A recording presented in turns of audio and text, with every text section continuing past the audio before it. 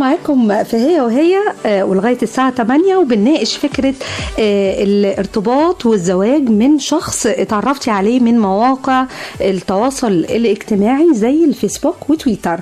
وزي ما شفنا كده يعني كان معانا اتصال يعني في تجربة إيجابية جدا وتجربة يعني كانت الحمد لله ناجحة. تعالوا نتابع تعليقات الناس على الموضوع ده، وهي حقيقي تعليقات كتيرة جدا لكن هنحاول نختصر منها شوية. أنوار عز بيقول مفيش أي مقياس لنجاح الزواج في مصر، حتى لو العريس يبقى ابن عم العروسة وفي نفس الوقت يبقى ابن خالتها، ما نقدرش يعني نقول رأينا في الموضوع ده، لكن جايز زوجها ينافسها على إسعاد نفسها بأنها وثقت فيه بالرغم من أنها ما تعرفش عنه أي تفاصيل مادية أو عائلية، أو جايز يندمها على موافقتها بأنها معرفة نت. ممكن برضو يا أنوار، يعني الموضوع نسبي شوية في الموضوع. أستاذة سوسن داود بتقول ممكن ينجح زي أي وسيلة تعارف بين اتنين، نادي، جامعة، عائلة، تليفون، المهم النية والتوافق والجدية في الارتباط.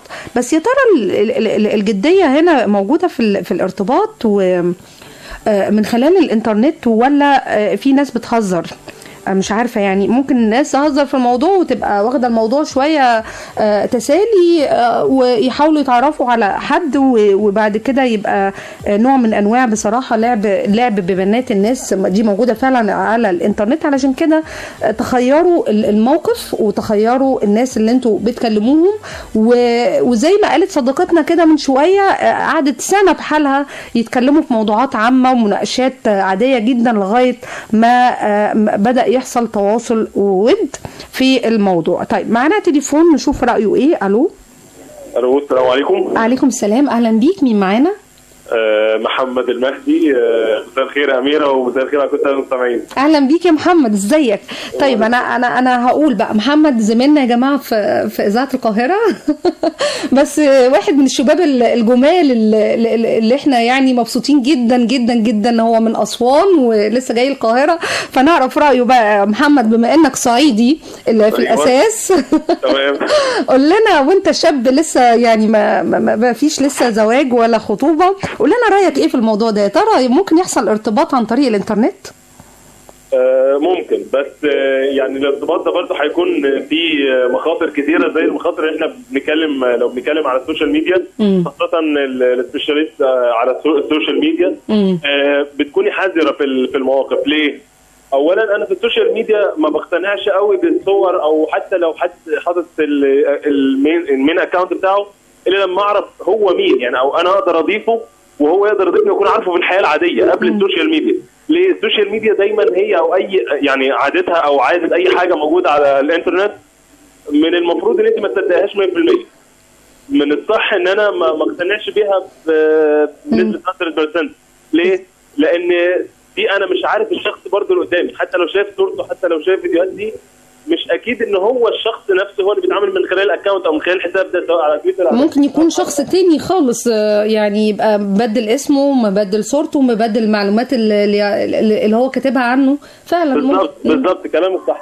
فانا هنا بتكلم عن مرحلتي العمريه دي وخبرتي البسيطه اللي لا تذكر، ومثلا تجربه او اتنين مثلا او اكتر ممكن يكون الواحد شافها عن طريق زمايله او مريت بيها شخصيا. لا، ما بقتنعش قوي بالسوشيال ميديا. بس ممكن ادخل في علاقه، اكون يعني علاقه قبل كده عارفها في الحياه الطبيعيه، تتوطد اكتر من خلال السوشيال ميديا. من خلال الاكونت بتاعها على الفيسبوك، هي تاخد الاكونت بتاعي. من خلال تويتر نفس القصه، وهي بتتابع مثلا انا بكتب ايه، بتتابع التويتات بتاعتي.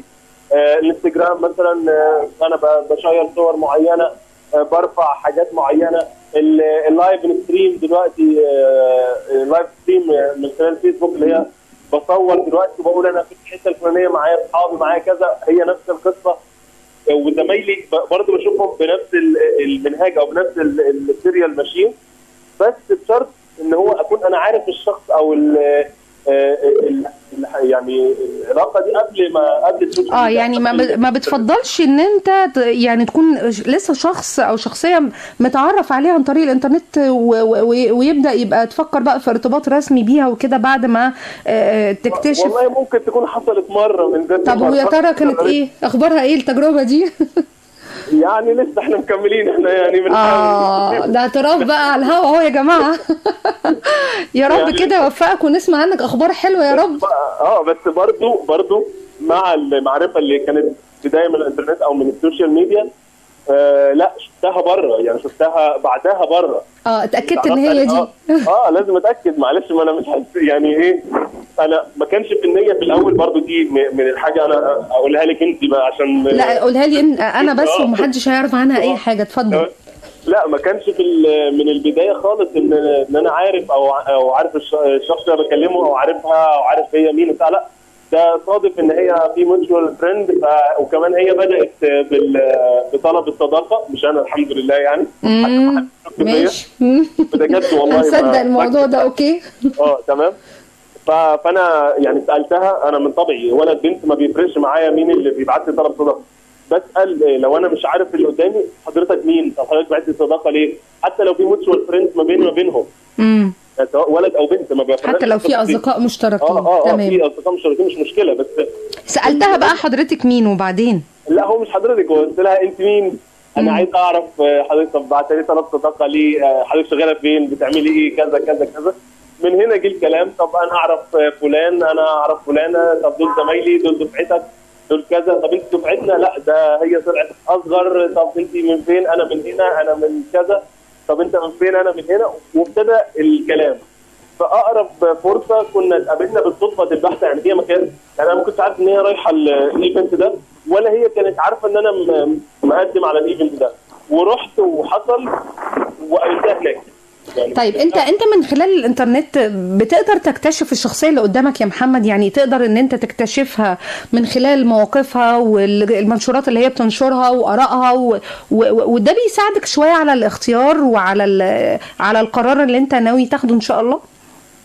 والله بالنسبه للوضع الحالي، اللي بتكلم فيه او الموضوع اللي قريب، لا ما يعني انا دايما بشتغل بحط التاتش بتاع الصحفي او الاعلامي في الحته. ايوه برضه اللي هو ايه، ممكن الشخص مهما كان كتب على السوشيال ميديا او نشر او حط تويتات او كده ما بيعبرش عن مواقفه هو الشخصيه. ممكن يكون مواقف هو شايفها في الحياه، في المجتمع، في السياسه، في كده، فهو بيطلع بينفذ عن اللي جواه، لكن مش معناه ان هو ده محمد او هي دي اميره او هي دي سين او صاد. تمام.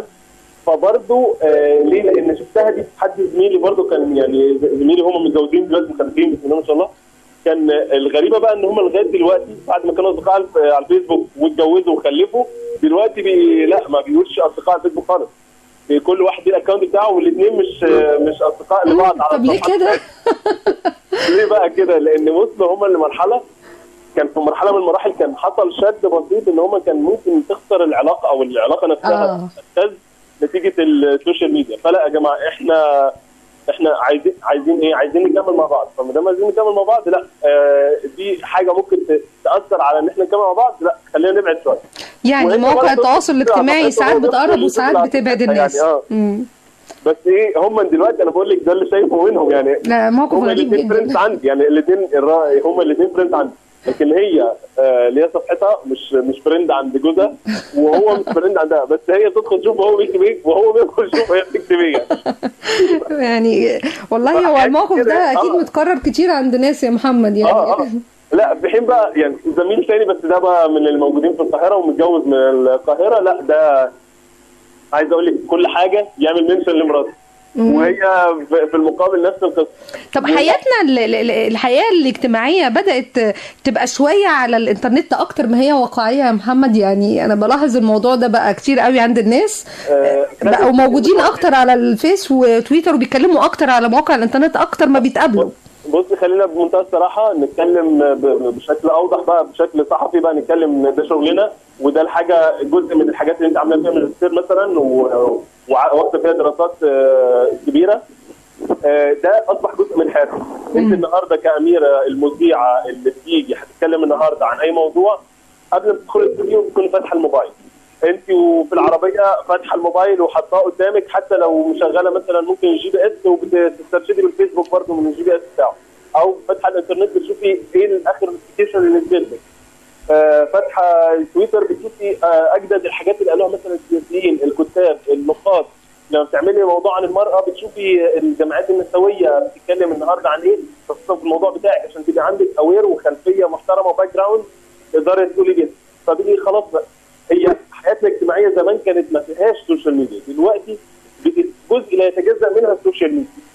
يبقى بالتالي برضو التعارف ما بين اي اتنين يعني ان شاء الله ناويين على ارتباط ممكن يحصل عن طريق الفيس وتويتر، بس لازم يعني بيبقى معاه الحياة الواقعية، لازم يبقى فيه تواصل مباشر. يعني انا نصيحتي او تجربتي انا مثلا لغايه دلوقتي ما اعرفش هتكمل مش هتكمل، لا يعني في تجربه معينه في علاقه معينه ما تقسمش قوي السوشيال ميديا، بس برضه لا غنى عنها، يعني ما تخليهاش هي المسيطره او هي الاصل او هي الاساس في علاقتكم، لكن برضه دي حاجه ما تقدرش تستغنى عنها لا انت ولا هي.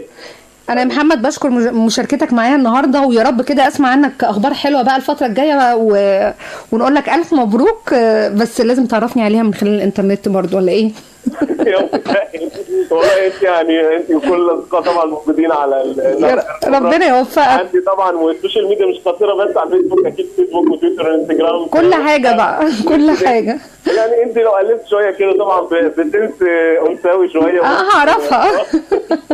شكرا ليك يا محمد، واتمنى لك التوفيق في حياتك الجايه، وسعيده جدا بمشاركتك معايا النهارده. شكرا ليك، ودايما التوفيق ليك ولكل الساده المستمعين، ودايما كده سامعين عنك خير، ويعني هي وهي ان شاء الله تبقى هي وهو في الدوره الإذاعية الجديده، ويا رب كده ان شاء الله يكون لنا نصيب نقدر نقدم ولو حلقه معاكي كده. اكيد ده الشرف ليا. شكرا ليك يا محمد. شكرا جدا. شكرا.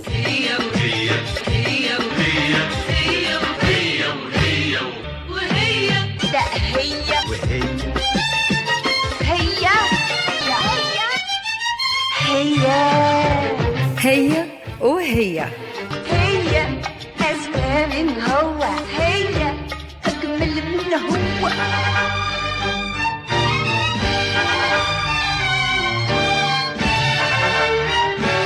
فترة إذاعية على الهواء لهي وهي.